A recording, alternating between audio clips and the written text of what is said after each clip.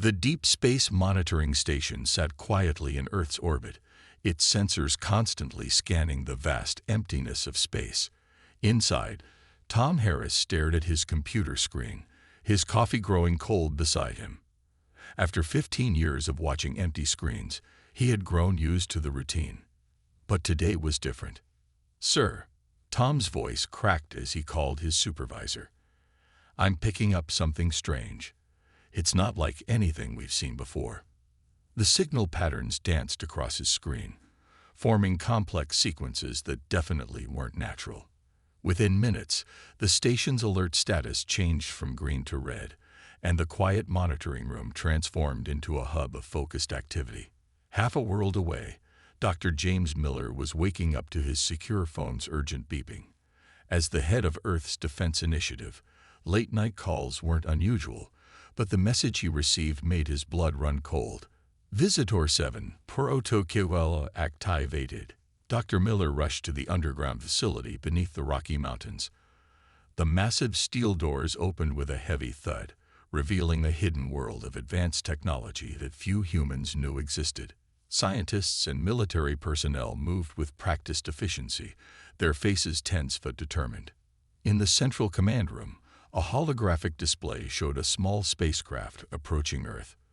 But unlike the hostile scenarios they had trained for, this ship was broadcasting an old code, one they hadn't seen in 70 years. "It's the same frequency as the Roswell signal," Dr. Miller announced to the room. The assembled staff fell silent. Everyone knew what that meant. The ship landed exactly where they directed it, in a hidden facility in the Nevada desert. When its door opened, out stepped a creature that looked almost human, except for its silvery skin and completely white eyes. The alien raised its hands in a universal gesture of peace. "I am the last survivor of the Watchers," it spoke in perfect English. "And I come with a warning, just as my predecessor did in what you call the Roswell incident." Dr. Miller stepped forward. "We've been expecting you. The first Watcher told us we had time to prepare." Was he right? The alien's eyes widened in surprise. You knew. All this time." 1947 wasn't a crash," Dr. Miller explained. "Your people chose Earth because you saw something in us, a potential. You warned us about the Empire, gave us basic technology, and told us to prepare. We've spent the last 70 years doing exactly that." The Watcher nodded slowly. "Then you must know they're coming. The Galactic Empire has finally turned its eyes toward Earth. They've conquered thousands of civilizations, claiming to offer protection while turning them into slaves. Your solar system is next on their list." "How long do we have?" Dr. Miller asked, his voice steady. 3 months, perhaps less," the Watcher replied. "But you seem unusually calm about this news." Dr. Miller allowed himself a small smile. "Would you like to see why?" He led the Watcher to a massive window overlooking an underground hangar. As lights flickered on one by one, they revealed rows of sleek spacecraft, advanced weapon systems, and technology that rivaled anything in the galaxy. "The Roswell warning changed everything," Dr. Miller explained. "World leaders realized we needed to unite in secret. Every major conflict since then has been carefully managed, a show to hide our true progress. Those tech companies everyone knows about. Fronts for our real advancement. The space race. Cover for building our first defense fleet." The Watcher touched the window, its hand trembling. "All this time, we thought we were coming to warn a helpless world. But you're not helpless at all, are you?" "No," Dr. Miller said firmly. "We're not. Humanity learned its lesson from history. It's better to be prepared and not need it, than to need it and not be prepared." He paused, looking at the assembled fleet below. "The Empire thinks they're coming to find another primitive civilization to conquer. Instead, they're about to discover that Earth has teeth." The Watcher turned to Dr. Miller, hope shining in its white eyes. Perhaps this time will be different. Perhaps humanity will be the one to finally break the Empire's chain." "That's the plan," Dr. Miller said, reaching for his phone. "And now, it's time to wake up the rest of our sleeping giants."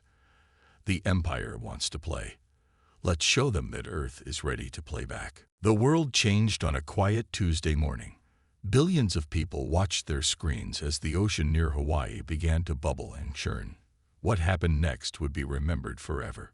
Rising from the Pacific Ocean, a massive spacecraft broke the surface. Water cascaded down its gleaming hull as it climbed higher into the sky. Then another emerged and another.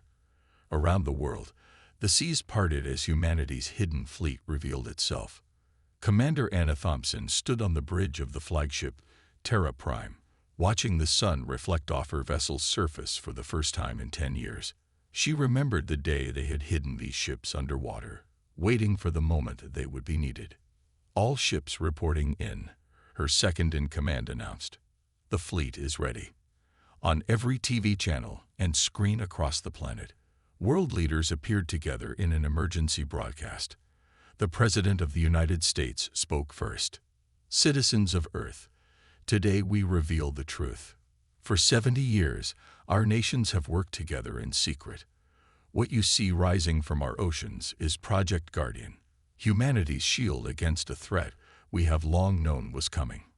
The broadcast showed more images: massive underground bases opening on the moon, hidden cities emerging from beneath Mars' red surface, and satellite weapons platforms decloaking in orbit. At the Global Defense Headquarters, Commander Thompson addressed the room full of reporters who had been rushed in for the announcement. Everything you think you know about our technological progress was carefully planned, she explained, standing next to a holographic display of the solar system. Those new smartphone models every year. Testing grounds for quantum computing. Social media. Training programs for our artificial intelligence systems. Video games. Combat simulators for our pilots. She pressed a button, and the room's walls became transparent, revealing an enormous underground facility stretching for miles. Rows of advanced fighters lined the hangar bays while teams of workers moved with practiced efficiency around massive energy weapons. This is just one of hundreds of bases worldwide, Commander Thompson continued. Every major technology company, every space program, they've all been part of humanity's preparation. We needed to advance quickly, but without alerting the Empire to our true capabilities. In orbit, Dr. Miller and the Watchers stood on the observation deck of Earth's largest space station, watching as more ships rose into position.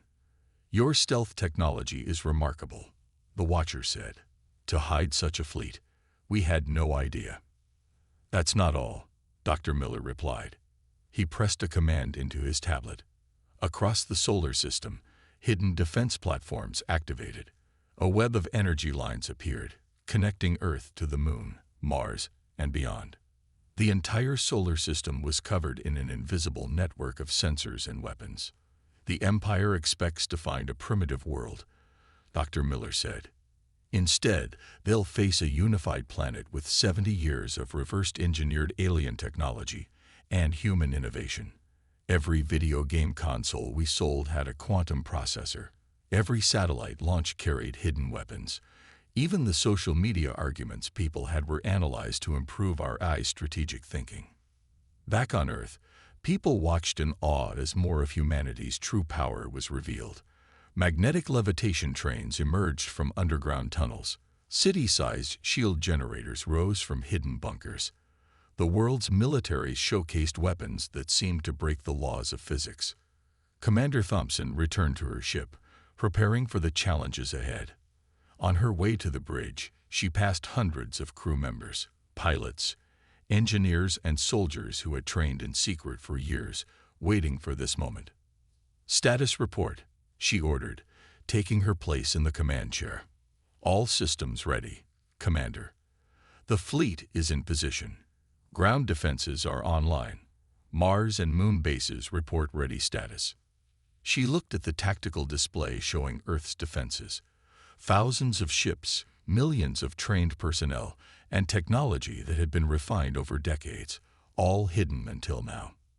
Send word to all commands, she ordered. Operation Guardian is now active. The Empire wants to test Earth. Let's show them that humanity doesn't just survive. We thrive on challenges. As her words spread across the fleet, the largest military force humanity had ever created moved into their final positions. The trap was set. Now they just had to wait for the Empire to spring it. The Empire's ships appeared at the edge of the solar system like dark stars against the void. Their massive fleet stretched for thousands of miles, each ship bigger than a city. They moved with the confidence of conquerors who had never known defeat. Admiral Robert Stone watched them approach from the bridge of the Terra Prime. After 30 years of preparing for this moment, he felt strangely calm. "They're sending a transmission," his communications officer reported. System-wide broadcast. The main screen lit up with the image of an Imperial commander. The alien looked almost human, except for his golden skin and eyes that glowed like burning stars. His voice boomed through every speaker on Earth and across the solar system. "People of Earth, I am High Commander Dex of the Galactic Empire. We have come to offer you protection and membership in our great society. Surrender now, and your transition will be peaceful. Resist, and we will be forced to show our power." Admiral Stone straightened his uniform and nodded to the communications officer. "Send our response. Visual feed, please." The Admiral's weathered face appeared on screens throughout the Empire's fleet. He smiled, but his eyes remained hard as steel. "High Commander," Stone said politely, "we appreciate your offer. However, Earth must respectfully decline. We're quite capable of protecting ourselves." The Imperial commander's golden face twisted in surprise, then amusement. "You don't understand, primitive ones. This is not a negotiation. We have conquered thousands of worlds. Your technology is centuries behind ours. Your weapons are toys compared to."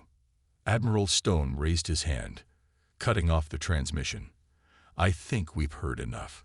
Commander Thompson, would you like to show them our first surprise?" From her position near Jupiter, Commander Thompson pressed a single button on her control panel. Across the solar system, hundreds of hidden satellites activated. Beams of energy connected them, forming a massive web that wrapped around Earth's solar system like a glowing net. "What is this?" the Imperial commander demanded, his voice less certain now. "Our first line of defense," Stone replied calmly. "A quantum barrier network. Any ship that tries to pass through without our codes will be turned to dust.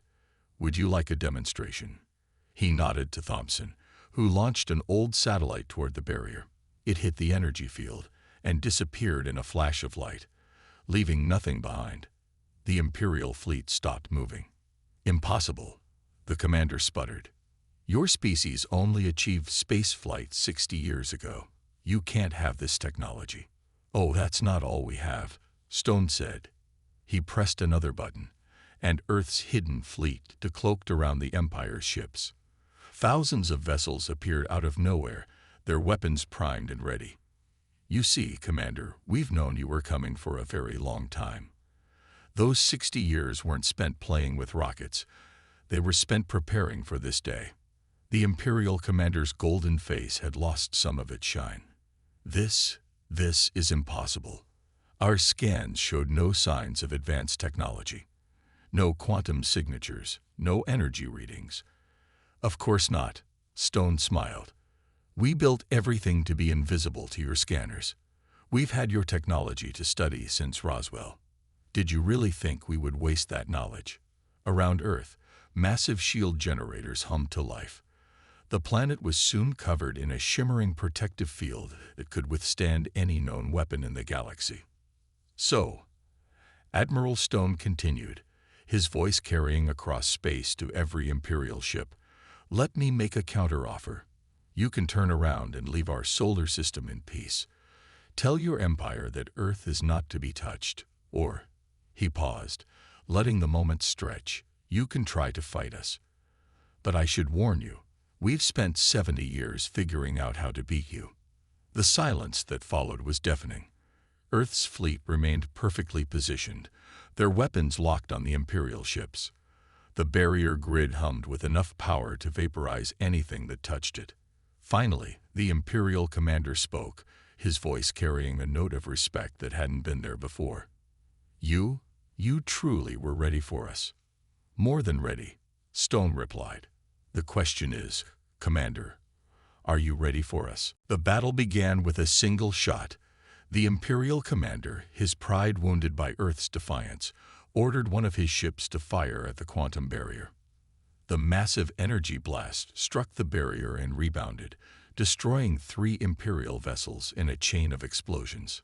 They never learn, Commander Thompson muttered from her position near Jupiter. All ships, battle formations. They've made their choice. The Imperial fleet surged forward like an angry swarm. Thousands of their fighters poured out of the larger ships, filling space with their dark shades. They expected an easy victory. They were wrong. Earth's fleet moved with perfect precision. Years of AI-driven simulations and virtual training paid off as humanity's ships flowed into defensive positions that looked like a deadly dance. Each movement was calculated, each position perfect. Launch Operation Checkmate, Admiral Stone commanded from the Terra Prime. Hundreds of small box-like devices shot out from Earth's ships. The Empire ignored them, focusing on the larger threats. That was their second mistake. When the boxes reached specific points in space, they expanded into massive mirror arrays. Now, Stone ordered. Earth's ships fired their main weapons at the mirrors. The energy beams bounced between the arrays, creating a web of destructive light that carved through the Imperial formation. Dozens of enemy ships vanished in seconds. The Imperial commander's voice boomed across space again, but this time with rage. Impossible. Those are quantum mirror arrays. You can't have mastered that technology. We had 70 years, Thompson replied calmly as she directed her ships to their next positions.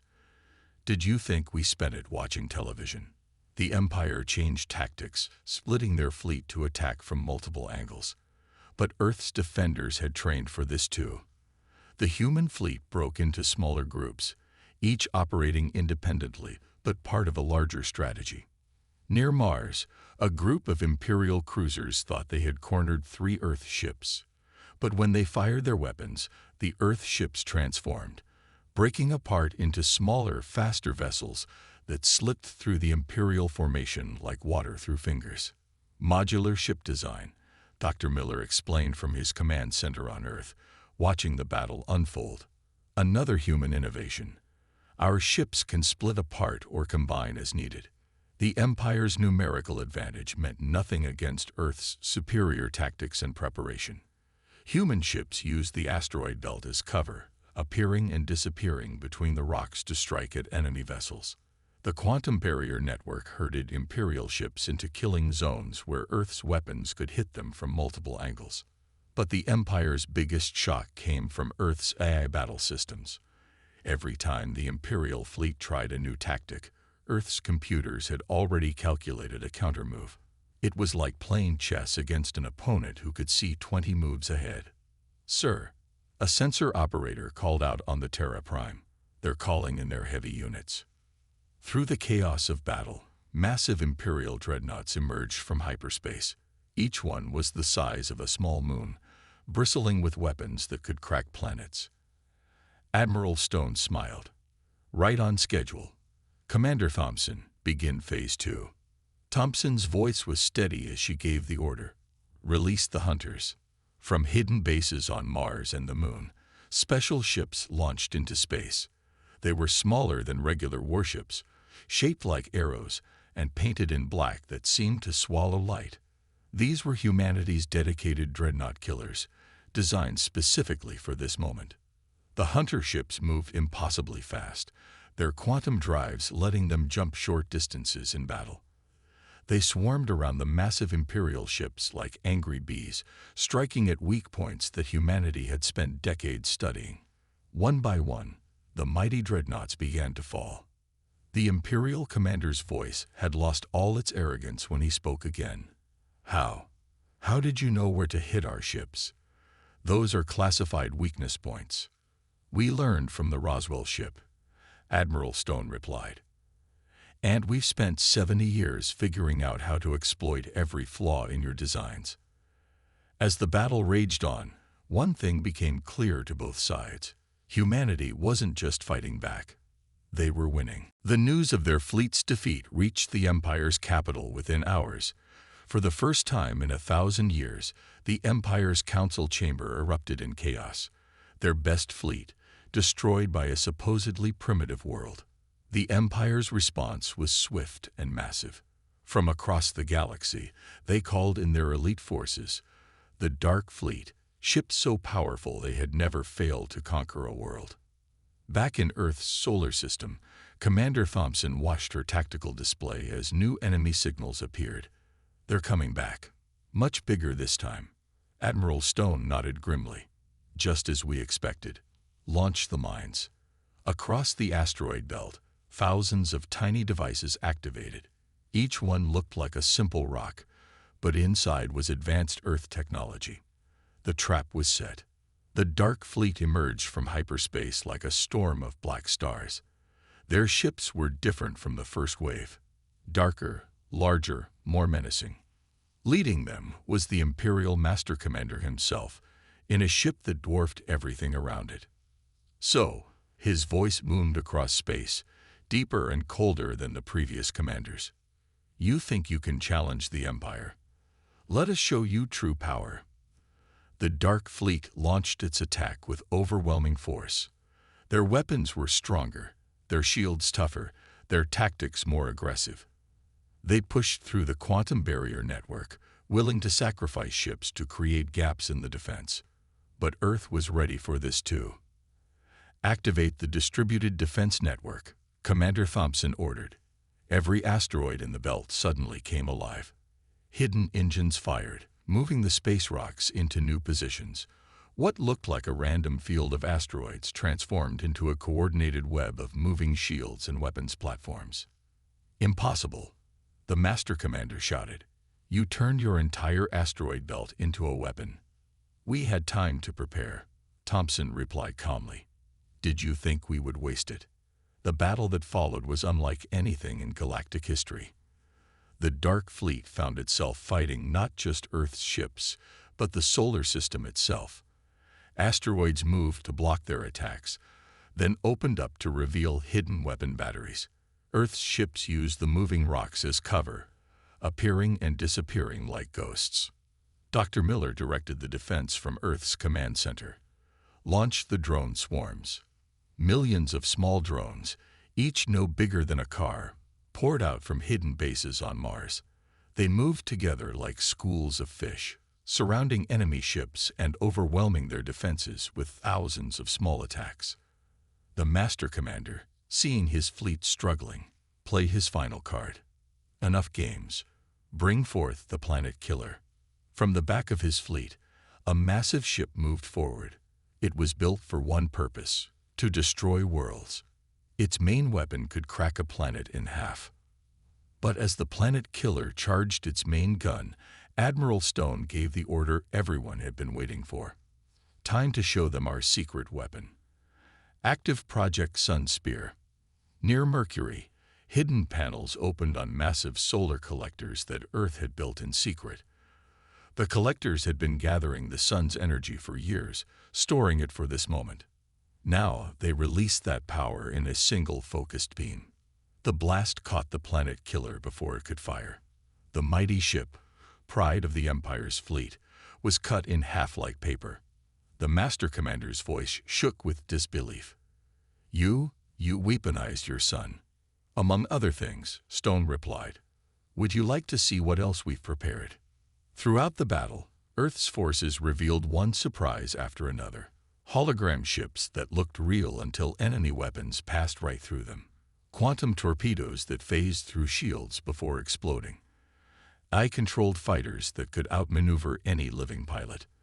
As his fleet fell apart around him, the Master Commander finally realized the truth. They had severely underestimated humanity. This wasn't just a prepared defense. This was 70 years of human innovation, creativity, and determination focused on one goal: survival. And in the midst of the chaos, Dr. Miller made an important discovery. While analyzing the enemy's communications, he found something that would change everything. The Empire's greatest weakness. Dr. Miller stared at his computer screen, his eyes wide with realization. In the middle of the space battle, while Earth's forces fought the Empire's elite fleet, he had found something incredible in their communications. Admiral Stone, he called over the secure channel. I've cracked their basic command codes, and what I'm seeing, it changes everything. The battle paused briefly as the Empire regrouped its forces. This gave Earth's leaders time to meet virtually through secure holograms. Dr. Miller's discovery was too important to wait. The Empire is built on lies, he explained, showing decoded messages on the screen. They don't protect worlds. They create threats to scare planets into joining them. Every invasion, every rescue they've done, it was all planned. Commander Thompson leaned forward in her command chair. Can you prove it? Better, Miller smiled. I can show everyone. Using the codes he had cracked, Miller began hacking into the Empire's communication network. Years of studying their technology had prepared Earth for this moment. Within minutes, he had access to their entire database of secrets. Time to show the galaxy the truth, Admiral Stone ordered. Broadcast everything. Earth's communications team, led by Dr. Miller, began transmitting proof to every world under Empire control. They showed secret orders, hidden plans, and recordings of Empire leaders planning their fake rescues. The Master Commander's face appeared on their screens, now filled with panic. Stop this transmission immediately. This is an act of war. No, Admiral Stone replied calmly. This is an act of freedom. Across the galaxy, enslaved worlds watched the truth unfold. They saw how the Empire had tricked them, created false threats, and then offered protection that was really slavery. The reaction was immediate and explosive. Reports began flooding in from across Empire space. On planet after planet, people were rising up. The Empire's soldiers, many of whom had believed they were protecting worlds, began turning against their leaders. Sir, a communication officer called out, we're getting messages from other worlds. They want to join us. They want to fight. The Master Commander's voice shook with rage. You think this changes anything? We still have the strongest fleet in the galaxy. Look again, Commander Thompson said, pointing to her tactical display. Across the solar system, ships from the Empire's fleet were powering down their weapons. Many of their crews, seeing the truth about their leaders, were refusing to fight. Some were even turning their ships toward the Master Commander's vessel, weapons ready. This is Captain Lee of the Imperial Cruiser Justice, a new voice broadcast across all channels. We join the Empire to protect others. We will not be part of this lie anymore. We stand with Earth. More ships followed, breaking away from the Empire's fleet. The Dark Fleet, once the most feared force in the galaxy, was falling apart from within. Dr. Miller kept broadcasting. He showed proof of how the Empire had held back medical cures to keep worlds dependent, how they had secretly caused conflicts to make their protection seem necessary, how they had stolen resources while pretending to help. The Master Commander made one last attempt to regain control. Think about what you're doing. Without the Empire, there will be chaos. No, Admiral Stone replied. Without the Empire, there will be freedom. Humanity learned long ago that the best way to fight tyranny is with the truth. From across the galaxy, messages of support poured in. Ships from liberated worlds began jumping into Earth's solar system, ready to join the fight. The Empire's greatest weapon, fear, was broken. Commander Thompson turned to her tactical display, watching as more and more ships joined Earth's side. Send word to all our new allies. The time has come to end the Empire's reign of lies. As the combined fleet of Earth and liberated worlds prepared for the final battle, one thing became clear. Humanity hadn't just prepared to defend itself. They had prepared to free the galaxy. Dr. Miller smiled as he watched the alliance grow. 70 years of preparation, and we didn't just save Earth. We gave the galaxy something it needed even more: hope. The final battle for freedom began in Earth's orbit. The combined fleet of Earth and liberated worlds faced the remaining loyal Imperial ships. The Master Commander, now cornered, had gathered his last faithful forces for one desperate attack. "This is your final chance," Admiral Stone broadcasted to the Imperial forces. "Surrender, and you'll be treated fairly.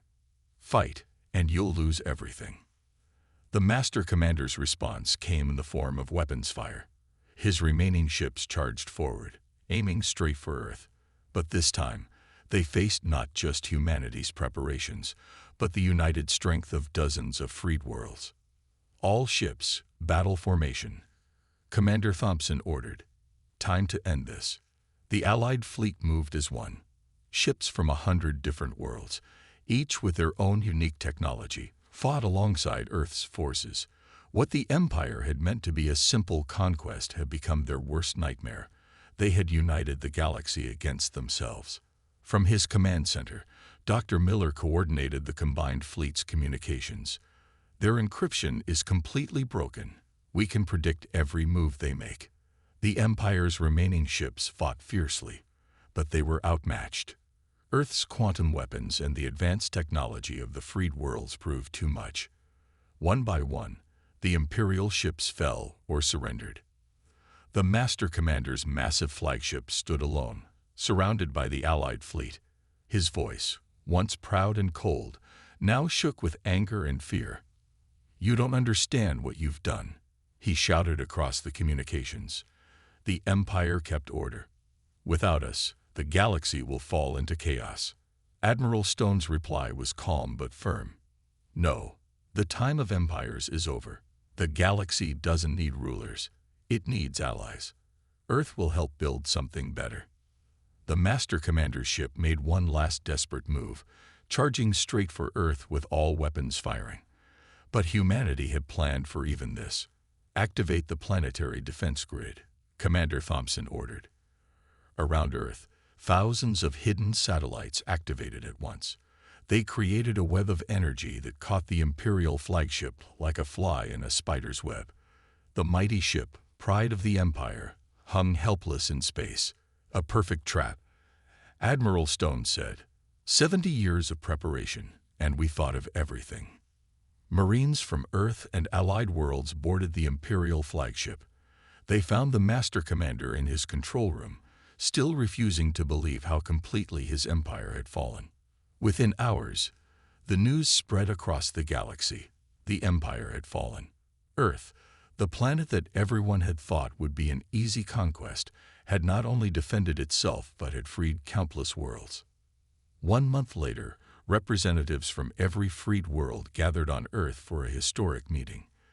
In the same underground base where humans had planned their defense for 70 years, they now planned the galaxy's future.